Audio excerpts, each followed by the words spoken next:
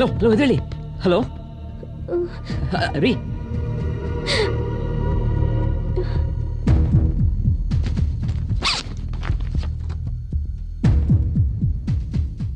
ಯಶವಂತ್?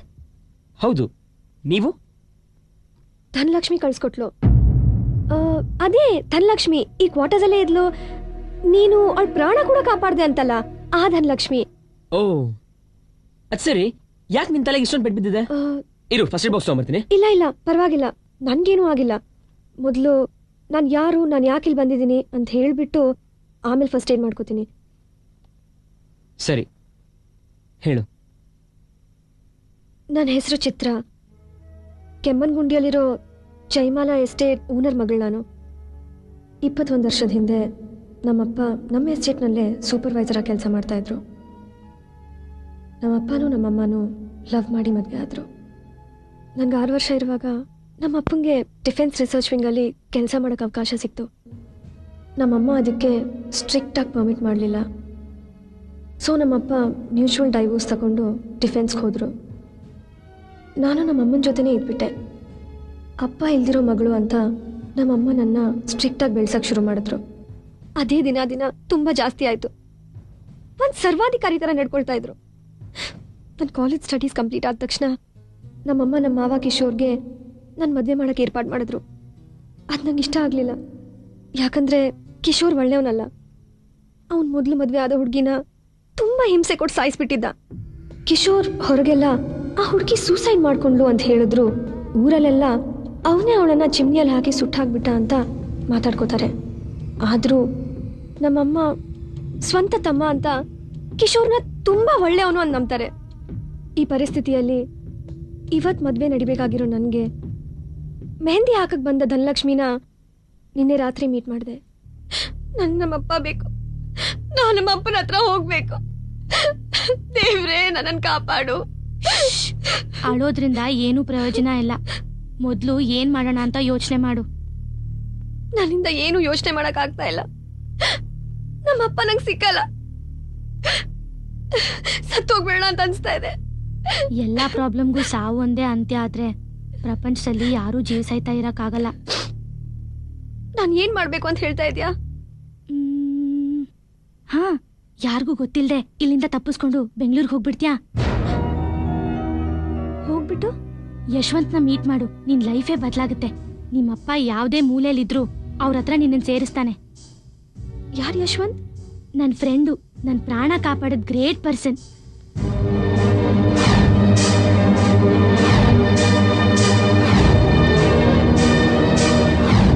ಚಿತ್ರ, ದೇವ್ರೇ ನನ್ ಕಾಪಾಡು ಅಂತ ಅಳ್ತಾ ಇದೆಯಲ್ಲ, ಯಾವತ್ತು ದೇವ್ರು ನೇರವಾಗಿ ಬಂದು ನಮ್ಮನ್ನ ಕಾಪಾಡಿದಾನೆ? ಯಶವಂತರ ಕೆಲವ್ರನ್ನ ಅಲ್ಲಲ್ಲಿ ಹುಡ್ಸಿ ಅವ್ರ ಮೂಲಕ ನಮ್ಮನ್ನೆಲ್ಲಾ ಕಾಪಾಡ್ತಾ ಇದ್ದಾನೆ. ಯಶವಂತ ನಂಬು, ಎಲ್ಲ ಒಳ್ಳೇದೇ ನಡೆಯುತ್ತೆ. ಇವನೇ ಯಶವಂತ್. ಹಿಂದೆ ಫೋನ್ ನಂಬರ್, ಅಡ್ರೆಸ್ ಎಲ್ಲ ಇದೆ. ನಾಳೆ ಬೆಳಗ್ಗೆನೆ ಇಲ್ಲಿಂದ ಎಸ್ಕೇಪ್ ಆಗ್ಬಿಡ್ತೀಯಾ?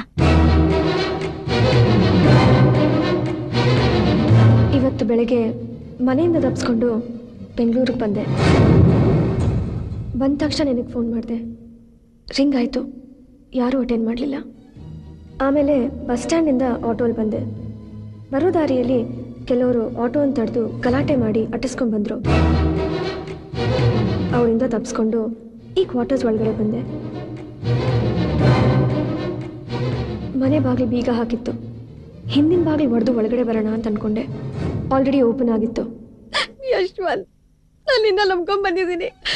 ನಿನ್ನನ್ನು ಮಾತ್ರ ನಂಬ್ಕೊಂಡ್ ಬಂದಿದ್ದೀನಿ. ಪ್ಲೀಸ್ ಪ್ಲೀಸ್ ನನ್ನನ್ನು ಕಾಪಾಡು. ಪ್ಲೀಸ್ ನಮ್ಮ ಅಪ್ಪನ ಹತ್ರ ನಂಗೆ ಸೇರಿಸು. ಪ್ಲೀಸ್ ಯಶವಂತ್. ಮೊದಲು ಅಳದ್ ನಿಲ್ಸು. ಸರಿ, ನಿಮ್ಮ ಅಪ್ಪನ ಬಗ್ಗೆ ಡೀಟೇಲ್ಸ್ ಇದೆಯಾ? ಯಾವುದೂ ಇಲ್ಲ. ಏನು? 1988 ಅಲ್ಲಿ ಡಿಫೆನ್ಸ್ ರಿಸರ್ಚ್ ವಿಂಗ್ ಅಲ್ಲಿ ಕೆಲ್ಸಕ್ಕೆ ಸೇರ್ಕೊಂಡ್ರು. ಅವ್ರ ಹೆಸರು KS ಜಗದೀಶ್. ಅದ್ ಬಿಟ್ರೆ ಬೇರೆ ಏನೂ ಗೊತ್ತಿಲ್ಲ. ಫೋಟೋ?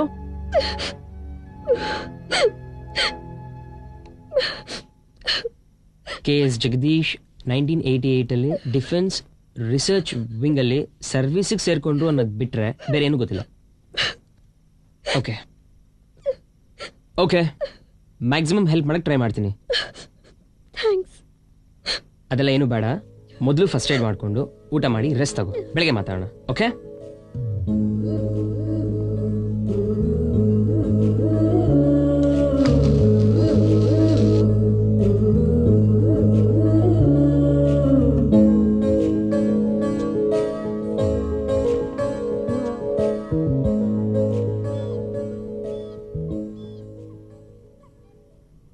ತಪ್ಪು ಚಿತ್ರ, ತಪ್ಪು ತಪ್ಪು ತಪ್ಪು ತಪ್ಪು, ತುಂಬಾ ತಪ್ಪು. ನೀನ್ ಈ ರೀತಿ ಮನೆ ವಸ್ತು ದಾಟಿ ಓಡೋಗ್ಬೋದಾ? ಯಾರು ನೀನು? ಹೂವು, ಕಾಡು, ಯಾರ ಕೈ ಯಾರ ಕಣ್ಣು ಸೋಕ್ತಾ ಇರೋ ಪವಿತ್ರವಾದ ಸುಂದರವಾದ ಕಾಡು.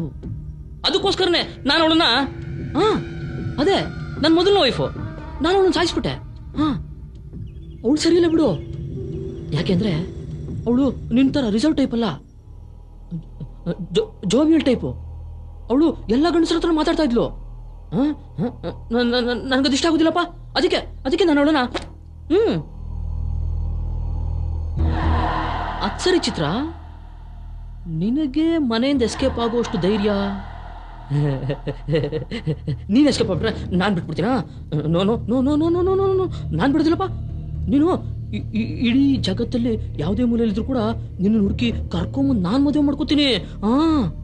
ಯಾಕೆಂದ್ರೆ ನೀನು ಹೂವು, ಕಾಡು ಹೂವು, ಯಾರ ಕೈ ಯಾರ ಕಣ್ಣು ಸೋಗ್ತಾ ಇರೋ ಪವಿತ್ರವಾದ ಸುಂದರವಾದ ಹೂವು.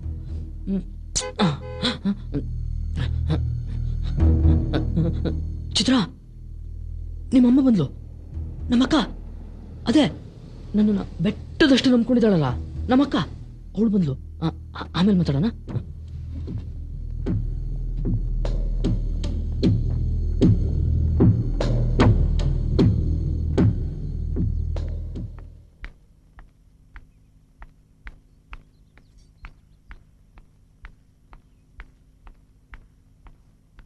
ಬಾಕ ಕುತ್ಕೋ.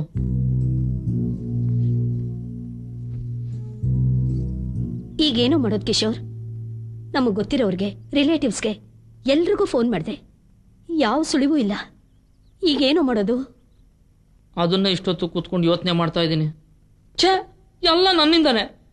ಅವಳು ಮಾಡಿರೋ ತಪ್ಪಿಗೆ ನೀನೇನ್ ಮಾಡಕ್ಕಾಗತ್ತೆ? ಇಲ್ಲಕ್ಕ, ತಪ್ಪು ನಂದೆ.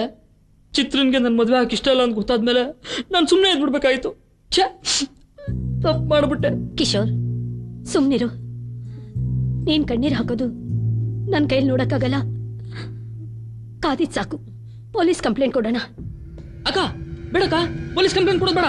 ಆಮೇಲೆ ಅಷ್ಟೇ ನಮ್ಮ ಕುಟುಂಬದ ಮರ್ಯಾದೆ. ಅಲ್ಲಕ್ಕ, ಇಂಥ ಒಂದು ಕುಟುಂಬದಲ್ಲಿ ನನ್ನಂತ ಒಬ್ಬ ಗಂಡಸಿದ್ದೇನೆ ಅನ್ನೋದಕ್ಕೆ ಅರ್ಥನೇ ಇರೋದಿಲ್ಲ. ಪ್ಲೀಸ್. ಅದು ಮಾತ್ರ ಅಲ್ಲಕ್ಕ, ಇಷ್ಟೆಲ್ಲ ಆದ್ಮೇಲೆ ನಾನು ಚಿತ್ರನ ಮದುವೆ ಮಾಡ್ಕೊಳ್ಳೋದಿಲ್ಲ. ಅವಳು ನಮ್ಮ ಕೈಗೆ ಸಿಕ್ಕಿದ್ಮೇಲೆ ಅವಳು ಯಾರನ್ನ ಇಷ್ಟಪಡ್ತಾಳೋ ಅವ್ನು ಕೊಟ್ಟು ಮದುವೆ ಮಾಡ್ಕೊಡೋಣ.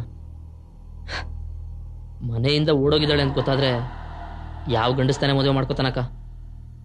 ಪ್ಲೀಸ್, ನನಗೊಂದು ಸ್ವಲ್ಪ ಟೈಮ್ ಕೊಡಕ್ಕ. ಸ್ವಲ್ಪ ಟೈಮ್ ಕೊಡು. ದೇವ್ರೆ, ಇವನು ಒಳ್ಳೆ ಮನ್ಸನ್ನ ಅರ್ಥ ಮಾಡ್ಕೊಳ್ದೆ ಇವನನ್ನ ನೋಯಿಸಿ ಇವಳು ಯಾಕೆ ಹೀಗೆ ಮಾಡ್ಬಿಟ್ಲು?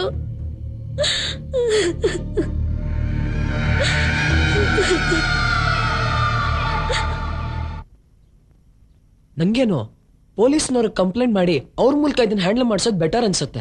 ಅಯ್ಯೋ ಪ್ಲೀಸ್ ಬೇಡ. ನಮ್ಮಮ್ಮ ಕಿಶೋರ್ ಬಗ್ಗೆ ಗೊತ್ತಿಲ್ಲದೆ ತಗೊಂಡ ತಪ್ಪಾದ ತೀರ್ಮಾನ ಅದು. ಗೊತ್ತಿದ್ದು ತಪ್ಪು ಮಾಡೋಷ್ಟು ಕೆಟ್ಟೋರಲ್ಲ ನಮ್ಮಮ್ಮ.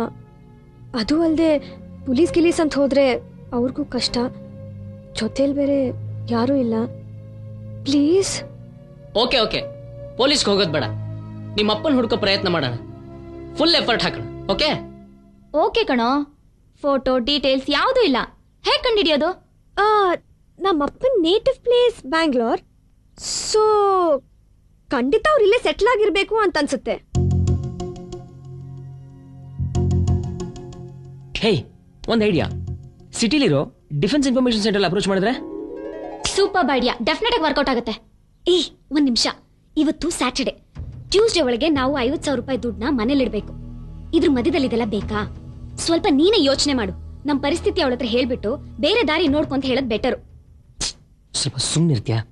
ಅವಳು ನನ್ನೇ ಹೀರೋ ಅನ್ಕೊಂಡು ಇಲ್ಲಿಗೆ ಬಂದಿರುವಾಗ ಒಂದು ನಾಯಿನ ಹತ್ರ 50,000 ರೂಪಾಯಿ ಕಿತ್ಕೊಂಡು ಹೋಗ್ಬಿಡ್ತು ಅಂದ್ರೆ ಒಳ್ಳೆ ಜೋಕರ್ ತರ ನೋಡ್ತಾಳೆ. ನೋಡು, ಈ ದುಡ್ಡು ವಿಷಯ ಅವಳಿಗೆ ಗೊತ್ತಾಗ್ಬಾರ್ದು. ಪ್ಲೀಸ್.